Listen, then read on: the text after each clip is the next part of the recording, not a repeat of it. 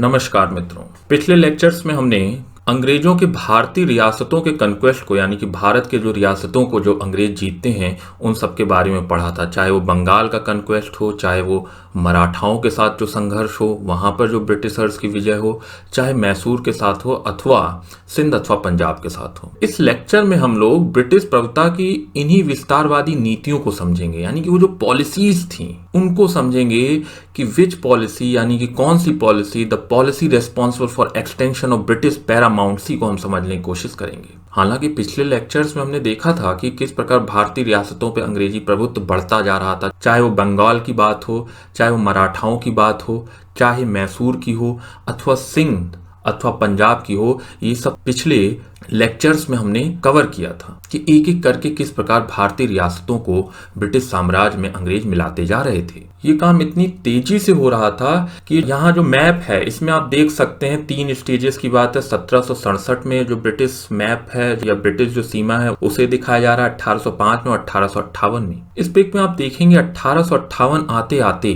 या तो भारतीय रियासतें ब्रिटिश साम्राज्य का हिस्सा बन चुकी थी। ये जो नीला वाला जो हिस्सा है ये ब्रिटिश साम्राज्य को दिखा रहा है, यानी कि या तो ब्रिटिश साम्राज्य ही बहुत बड़ा हो चुका था। वहीं जो हरा वाला है डिपेंडेंट स्टेट को दिखा रहा था, यानी कि या तो भारतीय राज्य ब्रिटिश साम्राज्य का हिस्सा बन चुके थे या फिर डिपेंडेंट स्टेट की तरह काम कर रहे थे। हम इस लेक्चर में ब्रिटिश प्रभुता या पैरामाउंट्सी की उन्हीं नीतियों को समझने की कोशिश करेंगे, क्योंकि याद रखिए जिस प्रकार का यूपीएससी का ट्रेंड है उसमें विचारात्मक या अवधारणात्मक प्रश्न अधिक आते हैं, तो ऐसे में आंसर देने के लिए इवेंट से ज्यादा पॉलिसीज का अधिक महत्व होता है, इसलिए इन पॉलिसीज को समझना बहुत आवश्यक है। तो अगर हम पॉलिसीज की बात करें तो मुख्यतः ब्रिटिश साम्राज्यवाद विस्तार 2 तरफा पद्धति पर आधारित था। पहला, सीधे युद्ध के माध्यम से राज्यों को साम्राज्य में मिला लिया जाता था। वहीं अगर हम दूसरे तरीके की बात करें तो वो था कूटनीति के माध्यम से, यानी कि war and administrative policies were 2 tools on which extension of British paramountcy depends. युद्ध तो हम समझ ही रहे हैं, बड़ा आसान है और प्रीवियस लेक्चर्स में हमने देखा भी था कि ब्रिटिशर्स ने कैसे कैसे युद्ध लड़े भारतीय रियासतों को अपने साम्राज्य में मिलाने के लिए, चाहे वो प्लासी का युद्ध हो, चाहे बक्सर का युद्ध हो, आंग्ल मराठा युद्ध हो, मैसूर के साथ युद्ध हो अथवा आंग्ल सिख युद्ध हो। ये हमने प्रीवियस लेक्चर्स में पढ़ा है, जिसका लिंक नीचे दिया गया है, आप लोग वो लेक्चर जाकर देख सकते हैं। यहाँ इस लेक्चर में मुख्यतः हम उस एडमिनिस्ट्रेटिव पॉलिसी या कूटनीति की बात करेंगे जिसके माध्यम से ब्रिटिश साम्राज्य की सीमा बढ़ती चली गई। अगर हम कूटनीति की बात करें तो मुख्यतः 3 नीतियों का अंग्रेज प्रयोग कर रहे थे।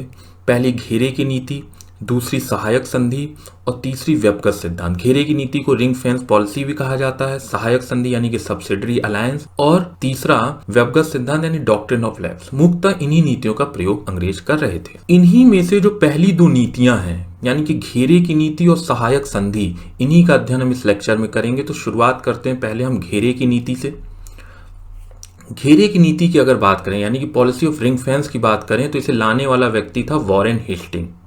अगर हम वॉरेन हेस्टिंग की बात करें तो उसने उस समय गवर्नर जनरल का पद संभाला था जब अंग्रेज मराठा, मैसूर और हैदराबाद जैसे शक्तिशाली लोगों से या शक्तिशाली शासकों से इनका सामना हो रहा था। और याद करिए उस समय ब्रिटिशर्स कोई बहुत शक्तिशाली भी नहीं थे, तो उस समय इसने रिंग फेंस की इसी नीति का प्रयोग किया। और ऐसा वॉरेन हेस्टिंग की जो नीति थी वो मराठा मैसूर के साथ युद्ध में प्रतिबिंबित होती है। इस नीति के अंतर्गत बफर जोन बनाकर कंपनी की सीमाओं की रक्षा की जाती थी। इसे अगर हम प्रैक्टिकल तरीके से समझें तो मान लीजिए जो नीला सर्कल ये जो बन रहा है ये ब्रिटिश साम्राज्य की सीमा है। तो अंग्रेज करते क्या थे, ये जो सीमा है इसके चारों ओर के जो राज्य थे अंग्रेज उनसे संधि कर लेते थे।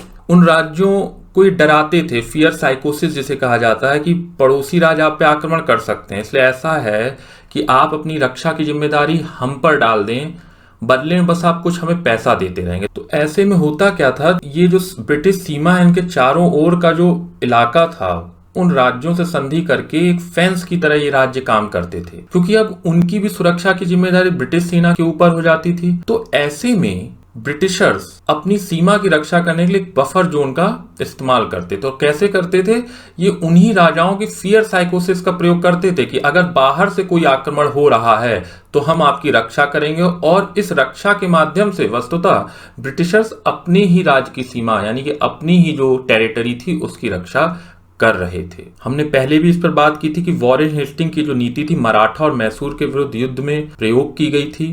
लेकिन अगर इसके सर्वप्रथम प्रयोग की बात करें तो बंगाल के मामले में हम देखने को मिलता है, क्योंकि जब बक्सर के युद्ध के बाद बंगाल पूर्णतः अंग्रेजों के हाथ में आ जाता है तो इसकी सीमाओं की रक्षा करने के लिए, चाहे वो अफगान इन्वेडर से रक्षा करने की बात हो या फिर मराठाओं से, क्योंकि मराठा भी बंगाल पर बार बार आक्रमण करते थे, तो अंग्रेजों ने अवध को एक बफर स्टेट की तरफ प्रयोग किया था। याद करिए, अब हमने उस लेक्चर में देखा भी था जहां इलाहाबाद की संधि का हमने जिक्र किया है कि कैसे अवध के साथ एक सहायक संधि का जो प्रारंभिक स्वरूप था वैसी एक संधि की गई थी अवध के साथ, जिसके अंतर्गत ब्रिटिशर्स अवध पर होने वाले किसी आक्रमण के लिए एक सेना रखते थे। और यही कारण है जो घेरे की नीति और रिंग फेंस वही आगे चल के सहायक संधि इसी घेरे की नीति का विस्तार बन गई, क्योंकि सहायक संधि वस्तुतः एक्सटेंशन ही थी। रिंग फेंस जो पॉलिसी थी अंग्रेजों की उसका एक्सटेंशन माना जा सकता है। चलिए अब सीधे चलते हैं हम लोग सहायक संधि की तरफ। घेरे की नीति पर हम बात कर आए, अब चलते हैं हम लोग सहायक संधि की तरफ।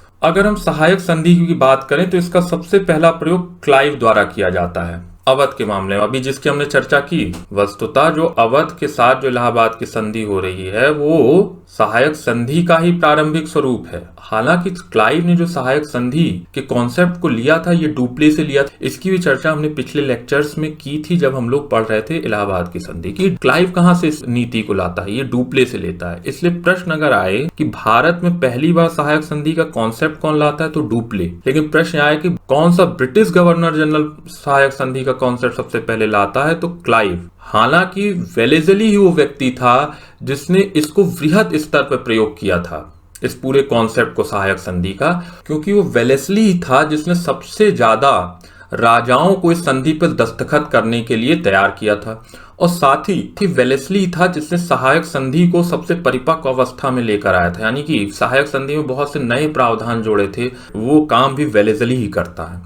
इसलिए प्रायः सहायक संधि को वेलेस्ली के साथ बहुत जोड़ के देखा जाता है। लेकिन आपको प्रश्न हल करते समय ध्यान रखना है कि पहले कौन करता है प्रयोग, यानी कि डुप्ले।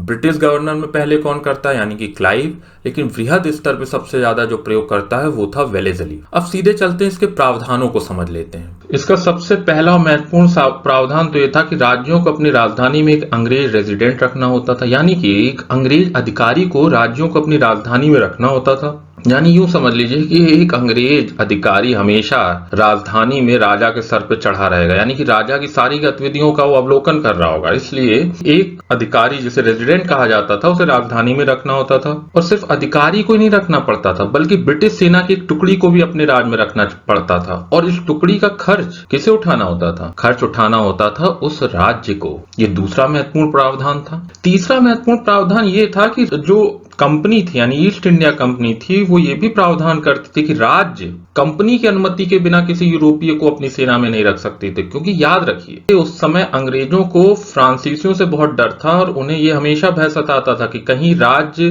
कुछ फ्रांसीसी अधिकारियों को अपने यहाँ नियुक्त कर ले जो बाद में अंग्रेजों की समस्या का कारण बने। इसीलिए एक प्रावधान जो सहायक संधि का महत्वपूर्ण होता था वो यही होता था कि राज्य कंपनी की अनुमति के बिना किसी यूरोपीय को अपनी सेवा में नहीं रखें, यानी अन्य यूरोपीय लोगों को अपनी सेवा में रखने के लिए देखा जाए तो ये प्रावधान था कि वो बैन ही करता था, क्योंकि कंपनी प्राय अनुमति देती नहीं थी। ये तो हो गया इंटरनल मामले, कंपनी के हाथ में आ जाते थे किसी राज्य के इंटरनल एडमिनिस्ट्रेशन का मामला। वहीं अगर हम इसके बाह्य एडमिनिस्ट्रेशन यानी कि विदेशी संबंधों की बात करें, यानी कि किसी राज्य के या फिर रियासत के बाहरी संबंधों की बात करें, तो वो भी कंपनी का अधीन हो जाता था इस संधि में दस्तखत करने के बाद। यानी कि भारतीय राजाओं के जो विदेशी संबंध थे वो भी अब कंपनी के अधीन हो, यानी कंपनी निर्णय करेगा कि भारतीय राजा विदेशी यानी कि अन्य राजाओं के साथ कैसा संबंध रखेंगे। यानी कि कंपनी कर क्या रही, एक तो इंटरनल एडमिनिस्ट्रेशन पे पूरा कब्जा कर ले रही, साथ ही राजाओं की फॉरेन पॉलिसी पे कब्जा कर ले रही, यानी कि दूसरे राजाओं के साथ भी संबंध को अपनी निगरानी में ला दे रही। क्योंकि पहले भारतीय राजाएं संघ बनाकर कंपनी की सत्ता के लिए समस्या खड़ी कर सकते थे, ऐसा ना कर पाए इसीलिए प्रावधान जोड़ा जा रहा था। और अगर सबसे पहले बात की जाए तो हैदराबाद के निजाम ने 1798 में संधि पे दस्तखत किया। उसके बाद मैसूर, तंजौर, अवध, वराड़, भोसले, सिंधिया, जोधपुर, जयपुर, बूंदी, भरतपुर जैसे राज्यों ने भी इस संधि पे दस्तखत किए। अब आपके मन में प्रश्न ये उठ रहा होगा कि क्यों ये कहा जा रहा है कि हैदराबाद के निजाम ने सबसे पहले दस्तखत किए, जबकि हमने अभी बात भी की थी कि इसे लाने वाला ही व्यक्ति सबसे पहले क्लाइव था ना, जिसने अवध के मामले में किया था, तो इसे अवध कहना चाहिए था। इवन हमने मैसूर वाले अपने लेक्चर में ये देखा था कि 1795 में त्रावणकोर भी सहायक संधि जैसे कुछ प्रावधानों पे दस्तखत करते था। तो फिर ये हैदराबाद के निजाम को पहला क्यों कहा जा रहा है, तो उसे समझ लीजिए। एक्चुअली जो पहले की संधियां थी वो सहायक संधि के प्रारंभिक स्वरूप थे, लेकिन जब 1798 वेलेस्ली भारत का गवर्नर जनरल बनता है तो ये सहायक संधि में बहुत से नए प्रावधानों को जोड़ता है और सहायक संधि को फाइनल फ्रेमिंग करता है। जैसे कि एक प्रावधान समझिए सहायक संधि का ये था कि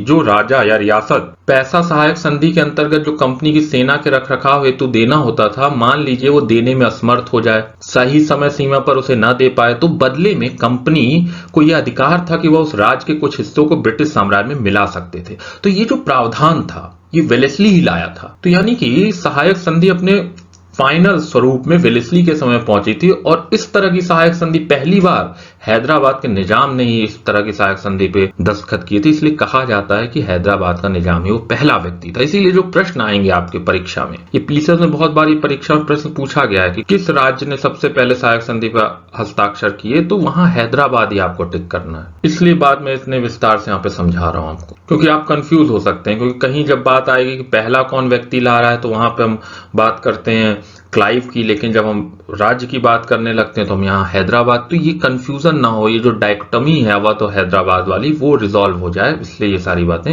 यहाँ मैं बता रहा हूँ। अब इस व्यवस्था से आपको मोटा मोटा समझ में आ रहा होगा कि अंग्रेजों को क्या लाभ हो रहा होगा और भारतीय राजाओं को क्या नुकसान हो रहा होगा। लेकिन इसे चलिए कुछ पॉइंट्स में हम जल्दी जल्दी देख लेते हैं, क्योंकि वो आप नोट्स बनाने के लिए वो पॉइंट जरूरी है। यानी कि पहले अंग्रेजों को लाभ समझ लेते हैं इस संधि के माध्यम से। पहला लाभ तो यही था कि भारत में अंग्रेजी सत्ता की श्रेष्ठता स्थापित हो जाती है, क्योंकि उस समय तक अंग्रेज एक महत्वपूर्ण शक्ति तो थे ही, साथ ही भारतीय राज्यों को संघ बनाने की शक्ति छीन लेती है सहायक संधि। इस वजह से यह भी बात निश्चित हो जाती है कि कोई अन्य शक्ति अब अंग्रेजों को चुनौती नहीं दे सकती। इसलिए पहला तो महत्वपूर्ण काम ये करती है अंग्रेजी सत्ता की श्रेष्ठता स्थापित करने। साथ ही अंग्रेजों को भारत के एक बहुत विस्तृत क्षेत्र में आधिपत्य प्राप्त हो गया, क्योंकि कुछ क्षेत्र तो ब्रिटिश साम्राज्य के हिस्से बन गए थे युद्ध के द्वारा, जिन्हें अंग्रेजों ने जीत लिया था। वहीं कुछ क्षेत्र जिन्होंने सब्सिडरी अलायंस को साइन किया वो वस्तुतः डिपेंडेंट स्टेट बन जाते हैं। और आगे हम चल के ये देखेंगे कि इन्हीं डिपेंडेंट स्टेट के ऊपर जब डॉक्ट्रिन ऑफ लेफ्ट को लागू करता है डलहौजी, तो ये बहुत से क्षेत्र भी ब्रिटिश साम्राज्य के हिस्से बनते चले जाते हैं। यानी कि जो दूसरा फायदा हो रहा है संधि के माध्यम से अंग्रेजों को, वो ये था कि भारत में एक विस्तृत क्षेत्र प्राप्त हो जाता है। अगला फायदा ये था कि अब अंग्रेजों की जो सेना का खर्च भी था वो भी बहुत हद तक भारतीय राजा ही उठा रहे थे। तो मामला कुछ ऐसा था कि नीम लगे ना फिटकरी और रंग भी चोखा हो जाए। तो ऐसा ही मामला था कि आपके सरोकार भी रिजॉल्व हो जा रहे हैं और आपका अपना कोई खर्चा भी नहीं हो रहा है। वहीं एक जो अन्य महत्वपूर्ण फायदा अंग्रेजों को था वो था कि फ्रांसीसी चालों को विफल करने में समर्थ होगा। क्योंकि याद करिए कि सब्सिडरी अलायंस में क्या प्रावधान था कि ब्रिटिशर से पूछे बिना कोई भी राजा या रियासत किन्हीं अन्य यूरोपीय देश के व्यक्ति को अपने यहाँ एडमिनिस्ट्रेशन में नहीं रख सकता। और साथ ही भारतीय राजाओं के विदेशी संबंध भी अब अंग्रेजों की निगरानी में होने थे। तो ऐसे में फ्रांसीसियों के साथ अब कोई भी राजा कोई अंदरूनी गठबंधन करने की स्थिति में नहीं था। और ऐसे में ये संधि भारत में फ्रांसीसी चालों को भी विफल करती है अंग्रेजों के खिलाफ। वहीं अगर हम बात करें देसी राज्यों की हानि की, तो वो भी आपको बिल्कुल सीधा सीधा समझ में आ रहा होगा। पहली हानि तो यही थी कि राज्य अपनी स्वतंत्रता खो बैठे थे। साथ ही भारतीय राजाओं के जो मानसिक बल था वो भी बहुत कम हो गया था, क्योंकि अब उन्हें समझ में आ गया था कि इस तरह अब अंग्रेजों के खिलाफ आप किसी प्रकार की लड़ाई नहीं लड़ सकते। दूसरा जो हानि हो रही थी, अब रेजिडेंट जो प्रशासन में अत्यधिक हस्तक्षेप करने लगे थे। क्योंकि याद करिए जो रेजिडेंट राजधानी में ही रह रहा है, तो प्रशासन में हर छोटी मोटी बातें वो ब्रिटिश ईस्ट इंडिया कंपनी के हित में मोड़ने की कोशिश करता था। और राज्य अपनी किसी भी नीति में स्वतंत्र नहीं होगा, क्योंकि जो भी काउंसिल होती थी या जो बैठक होती थी किसी नीति निर्धारण में, वहां पे रेजिडेंट का उपस्थित होना आवश्यक था। ऐसे में रेजिडेंट बहुत छोटी छोटी बातों में भी देशी राज्यों के बहुत छोटे मामले में भी हस्तक्षेप करने लगा। और साथ ही जो सबसे महत्वपूर्ण बात हुई देशी राज्यों की हानि की अगर हम बात करें, वो ये था कि जिन राज्यों ने इस संधि पे साइन किया वो दिवालिया हो गए। क्योंकि एक बात समझिए, कंपनी जो थी वो राज्यों की आय का लगभग 1/3 हिस्सा आर्थिक सहायता के लिए ले लेती थी। जो अपनी सेना के प्रबंधन के लिए जो पैसा लेने के प्रावधान था, वो लगभग 1/3 हिस्सा राज्यों की आमदनी का कंपनी ले रही थी। और बाद में तो धन के बदले जब प्रदेश लेने लगी, जो हमने देखा था वेलेस्ली के समय से शुरू हुआ, वहां पर तो उन हिस्सों को भी लेने लगी कंपनी जो प्रदेश मांगती थी। उससे मिलने वाला कर तो उस धन से ज्यादा होता था। मान लीजिए कंपनी को 100 रुपए देने होते थे, नहीं दे पाया वो राजा, तो कंपनी एक ऐसा क्षेत्र ले लेती थी जहां से कर की जो राशि ही थी वही 120 रुपए या 150 रुपए मिलती थी प्रतिवर्ष। जैसे कि खुद वेलेजली ने एक बार बोर्ड ऑफ डायरेक्टर में लिखा भी था कि हमने 40 लाख रुपए के बदले 62 लाख रुपए वार्षिक कर वाला प्रदेश मांग लिया है। तो आप समझ सकते हैं ये कितनी खतरनाक स्थिति या कितनी बुरी स्थिति देशी राज्यों की हो गई थी इसकी वजह से। इसी वजह से कार्ल मार्क्स कहता भी है सब्सिडरी अलायंस के बारे में कि स्थानीय राजा और उनका अस्तित्व वास्तव में उसी दिन समाप्त हो गया था जिस दिन वे कंपनी द्वारा सुरक्षित बने अथवा कंपनी से उन्होंने सहायक संधि की।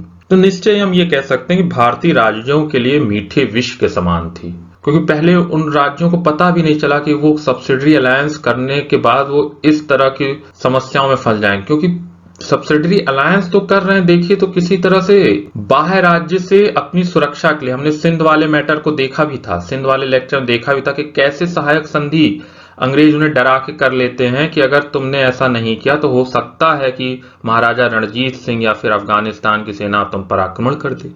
यानी कि उस फियर साइकोसिस का फायदा उठाकर वो भारतीय राज्यों को सहायक संधि के माध्यम से पंगु कर रहे थे। आशा करता हूं ये लेक्चर आपको अच्छा लगा होगा।